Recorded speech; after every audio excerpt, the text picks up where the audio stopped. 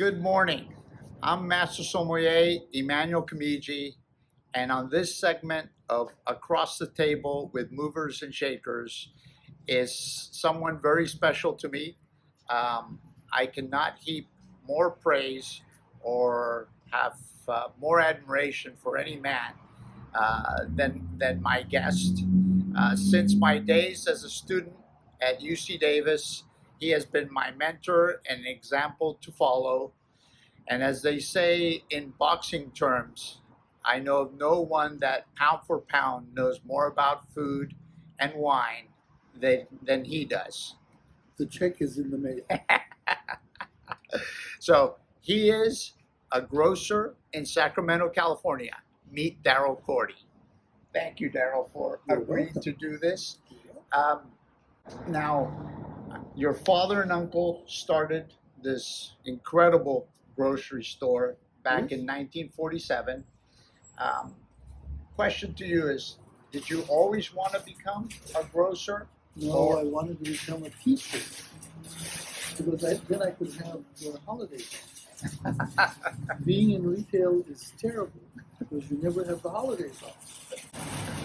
Now, obviously, you've been called an eminence on food. So, what is your favorite food and why? Only good food. I don't like bad food. I eat everything. I have very Catholic tastes. Actually, right now, I'm finding that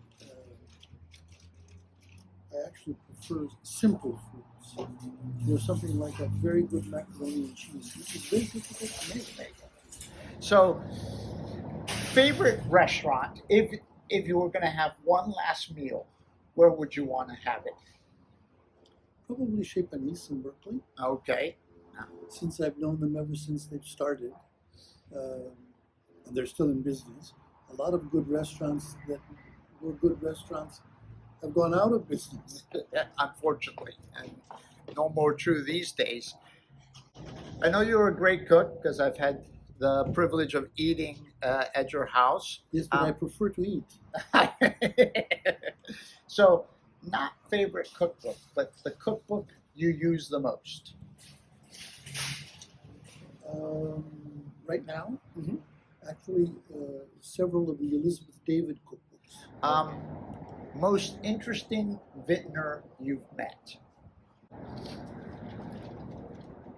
Well, most interesting. How do you mean most interesting? No, that I mean, that you're means a lot of. you're pretty interesting. No. But that You know, covers you started making wine. Now you're making beer. them. I mean, that's pretty interesting. But let's say that you really enjoyed getting to know, not just because of the product he made, but his personality. Somebody that you say, you know what, this is a guy that I really enjoyed spending time with. Oh my God, that's very difficult.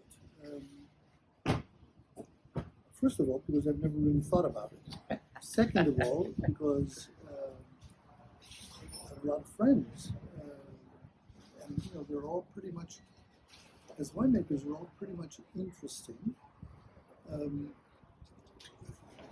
Let's say one who, apart from making great wine, really loves food. Well, they all love food. Actually, that's one of the things I find very interesting about winemaking. So I'd rather not answer that question. Right, obviously, a politician. Wine that makes you think the most when you're having it. There are wines that are simple and enjoyable, but a wine that you really sit back and think. Probably Riesling Okay. as a style of wine, and then in that either German Riesling or Australian Riesling. I've been told that a documentary is now going to be done on you, where. Well, I wish they'd tell me. Well, they told me, and that some of the most notable figures in the gastronomic world are now heaping all kinds of praise, richly deserved, I might add. But so now everybody's going to get to know Darrell Corti. Ooh, And the secret that I've had for 40 years is now going to be revealed. So how does that feel? not too good. No, but I for sure am glad and cannot wait for this to be released. And Well, we'll see. I mean, but I wish they'd tell me. they're working on it. Obviously. Now you just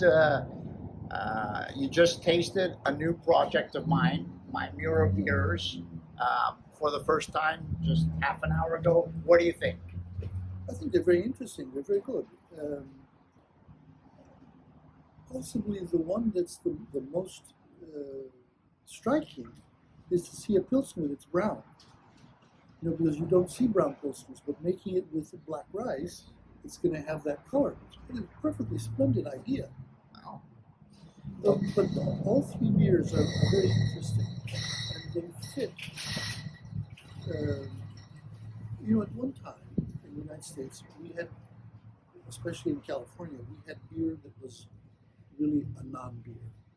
I mean, it was 3.4 beer, 3.4 beer alcohol, serious beverage. Beer is a very serious beverage. It's actually liquid beer, and I think right now the sort of beer mania that we're going through, which has in fact fallen off slightly from what it was, say, 5 or 10 years ago.